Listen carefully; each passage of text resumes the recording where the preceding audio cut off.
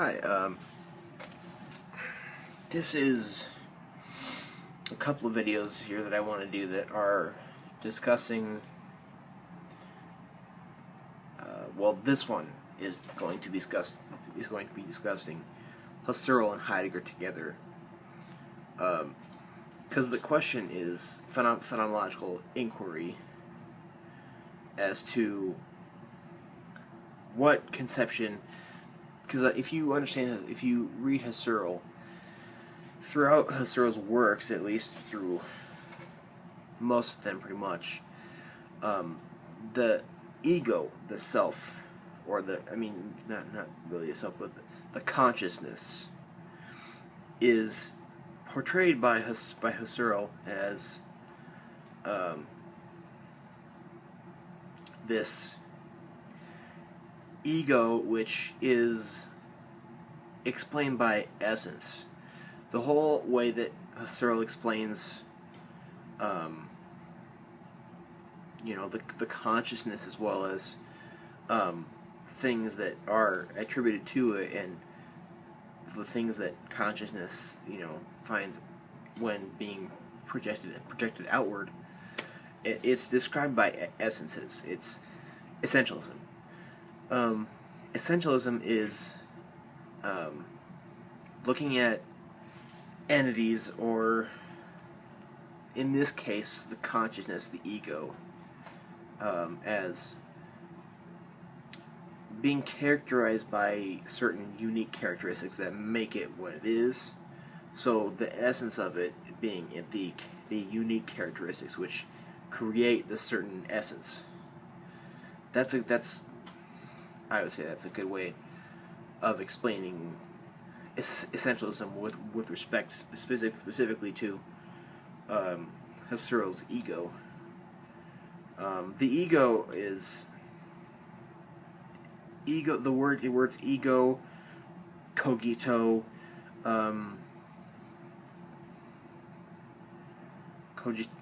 cogitata, cogitations. Those things are taken from Descartes. Husserl does a lot of things, that come from Descartes, and he explains a lot of things in his phenomenological philosophy based on a lot of things, having a little bit to do with Descartes. His Cartesian meditations are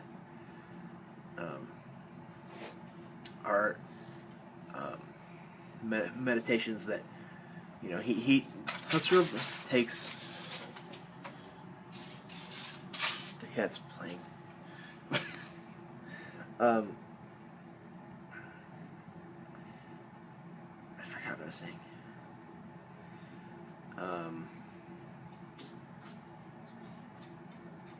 Husserl uses words that come from Descartes,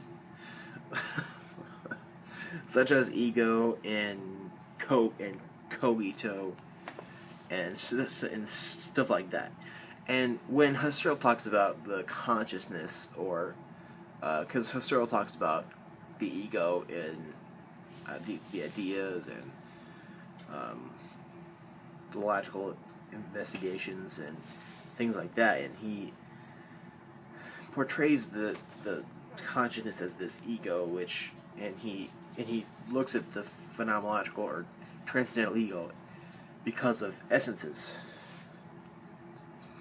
and it's not really based upon existence as Heidegger, Sartre, and Merleau-Ponty are. Those three philosophers existentialize the transcendental ego. And my question here is that, given certain phenomenological inquiry, because like when I talk about phenomenological inquiry, I'm talking about I'm talking about inquiry from the consciousness, with respect to intermediate communities, or as well as empathy, as discussed in the fifth meditation of the Cartesian meditations of Husserl, as well as phenomenological inquiry given the life world, and phenomenological inquiry given the presence of others in the world. Phenomenological inquiry based upon, phenomenological inquiry towards how the subject should act. Phenomenological inquiry towards intersubjectivity. Phenomenological inquiry towards religion, religious life, faith, or phenomenological inquiry towards ethics in general, emotions, all of that. I mean, basically, phenomenological inquiry towards the application of phenomenology itself towards practical things like politics, religion, prayer, social theory, anything like that. So when I say phenomenological inquiry, I'm trying to think about which way should the phenomenologist go with respect to going forward in inquiry, because I would think that one has to either go with Husserl's world of essences or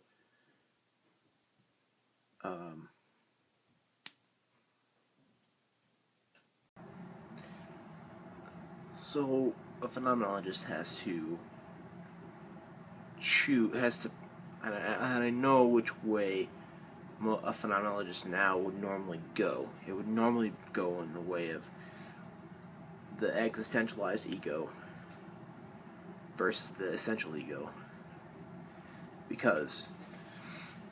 But I mean, the question is, I mean, if you're gonna take phenomenology and apply it to things practical, the question is, you have to have some theory, have some phenomenological or existentialist or existential theory, or ontological theory about the self or the consciousness. Mostly consciousness is a better word than the self. There has to be some sort of grounding theory about the consciousness, and if one is a phenomenologist, it's either going to be the orthodox Husserl essentialist, the transcendental ego, or it's going to be the existentialized ego of Martin Heidegger, Jean-Paul Sartre, and Maurice Merleau-Ponty. And I'm going to explain Heidegger's his way of existentializing Husserl's transcendental ego, because all that Husserl's transcendental ego is looking at the ego by way of its essence. And I could go further into that, but I think this is the fact that we're knowing that we're only the Husserl bases the discussions of the ego only upon essence. I think that is enough for the point here. But there are lots of discussions within Husserl's texts which discuss things about the consciousness and discuss properties of the consciousness, or characteristics of the consciousness which give a certain essence to the consciousness, making that certain entity unique. But anyway, Heidegger's existentialized ego.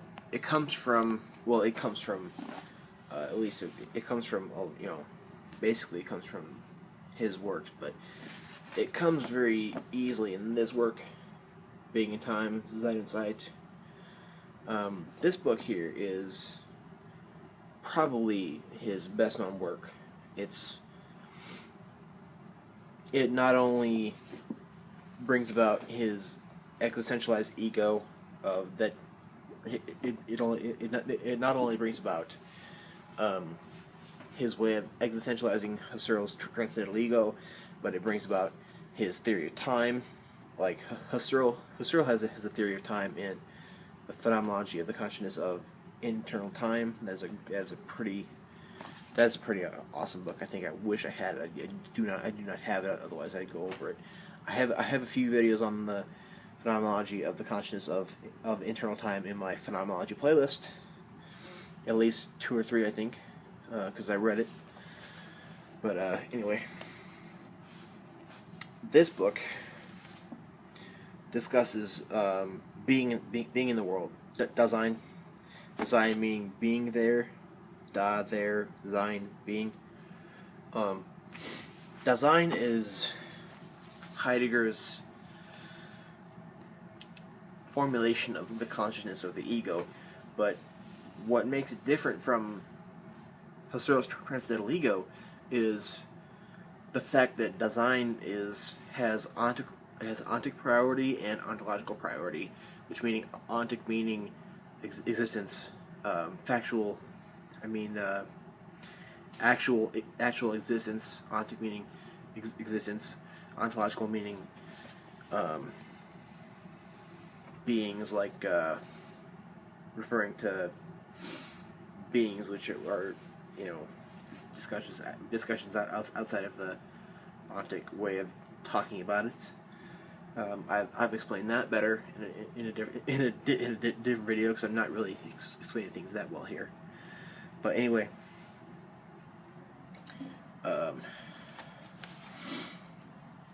Dasein is given a certain existentialization by its ontological priority, for one. That gives it existence. The transcendental ego has some sort of ontological. It has a certain kind of ontological existence, but there's no real there's no existence in essence that is really explained, because it's either existence versus essence, and existential phenomenology is putting the existence part into the orthodox Husserlian phenomenology. But essentially, what Dasein is, it is being in the world,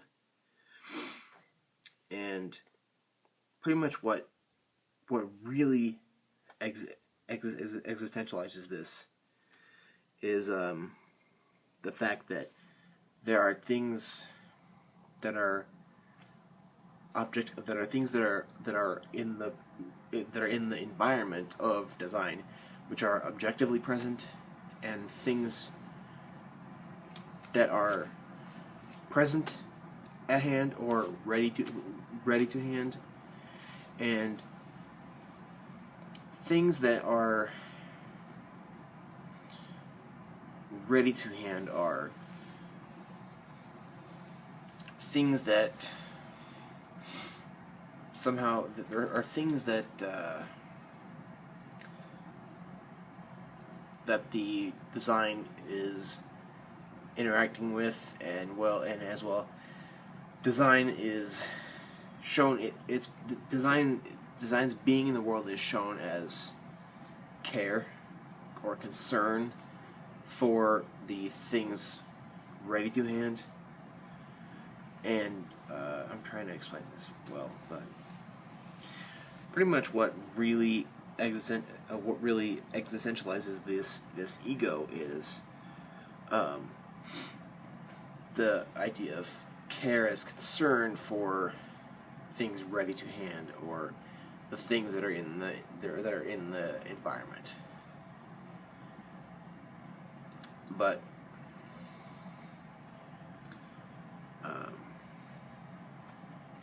what care really is, being as care, shows being in the world, because care and concern are for things in the world create a couple different things. They create facticity and thrownness. Care or concern for things in the world creates a kind of temporality. It's like design having care, being as care or concern for things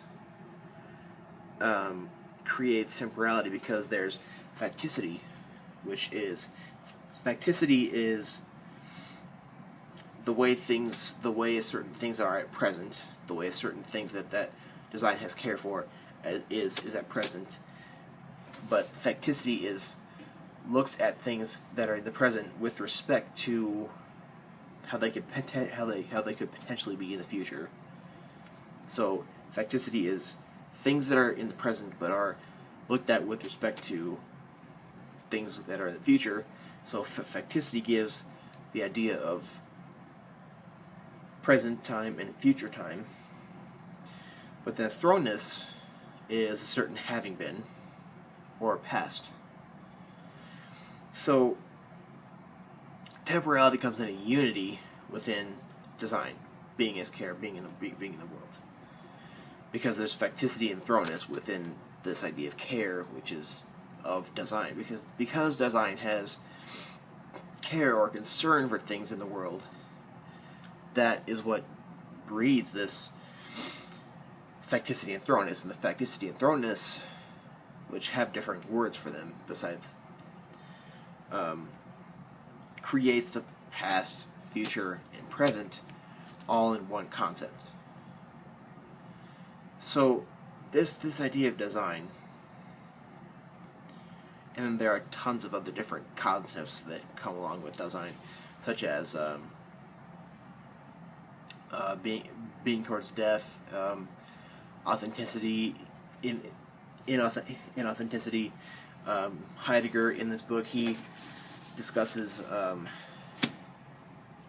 the fact that design has freedom because it can choose to be either authentic or inauthentic.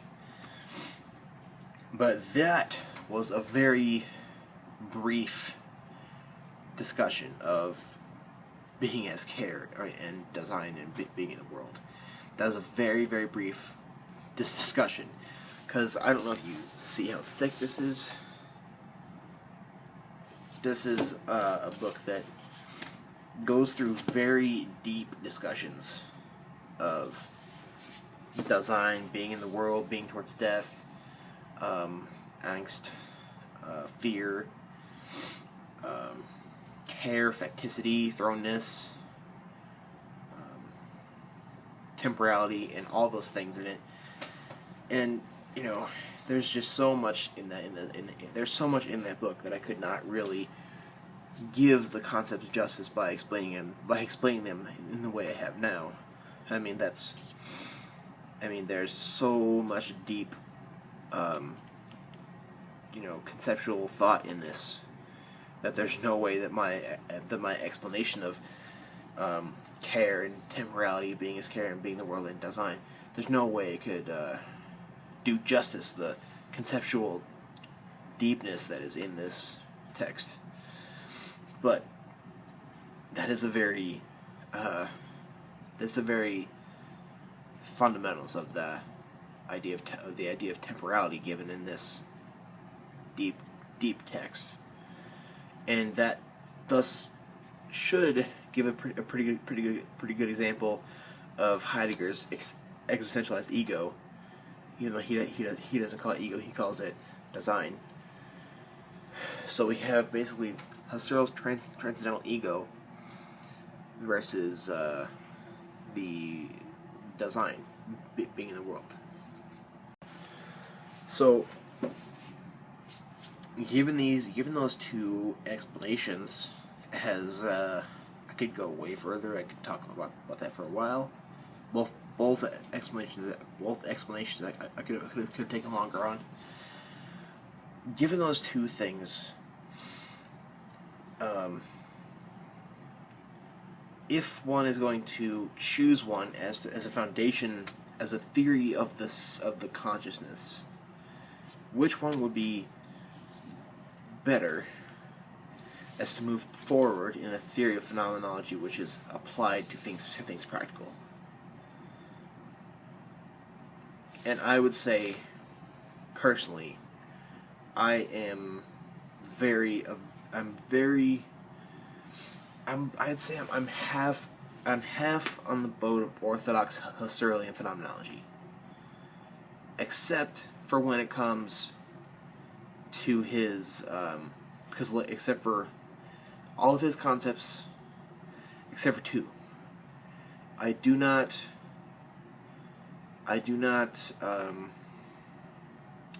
argue ever Husserl's mature position of being a full idealist, given his phenomenological idealism.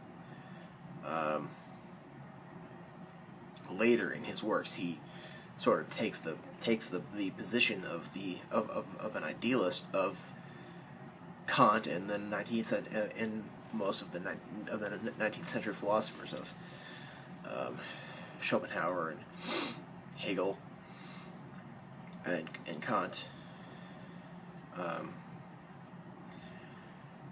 He takes it as a phenomenon. He takes the position as a phenomenological idealist, but it's still idealism, which to me, in my opinion, defeats the purpose of having these phenomenological concepts and methods. So I do not argue or agree with that anyway. I mean, I used to argue idealism. I have many videos on this channel which are me arguing tenets of idealism given Kant and Schopenhauer. But I'm not there anymore. I do not consider myself an idealist anymore. I think that phenomenology, given Husserl's methods, is the real place to be in the debate between idealism and objectivism. But I don't agree with that, and then I also do not agree with Husserl about viewing the ego or the consciousness, the outward projecting consciousness, as an essence.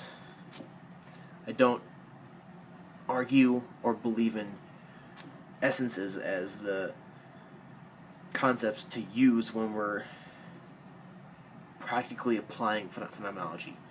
Now, I'm very, very interested in practically applied phenomenology. Practically applied phenomenology being Husserl's basic methods and tenets of method when looking at objects. But I think that can be applied worldwide, subject-wide, to ethics, religion, politics, social theory, government, psychology for sure. And there are tons and tons of texts which apply phenomenology, and I'm totally into that, like hardcore into that. I love that. So I do not agree with the idea of essences of Husserl in the ego, nor do I agree with his late ascribing to idealism. Because I think that given Husserl's orthodox tenets and methods of how to approach the world,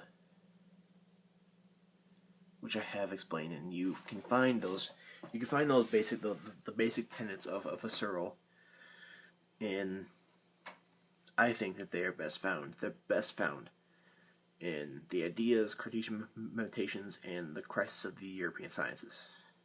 Those are the three main works, in my opinion, which give methods as to practically apply phenomenology. Taking aside the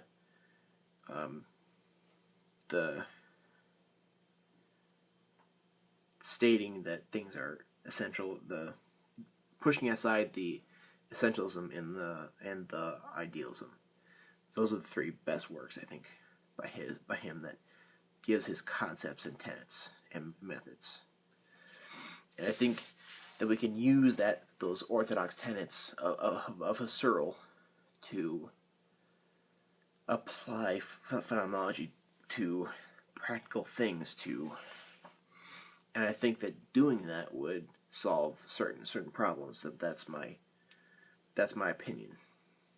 And I think that to do that, to apply phenomenological concepts and tenets and methods of Husserl, aside from the pushing aside the essentialism and idealism, then it would be necessary to use some form of existentialized ego, whether it be some form of Heidegger's Dasein, or some synthesis between Merleau-Ponty or Sartre, or something like that, which is an existentialized consciousness rather than an essential one.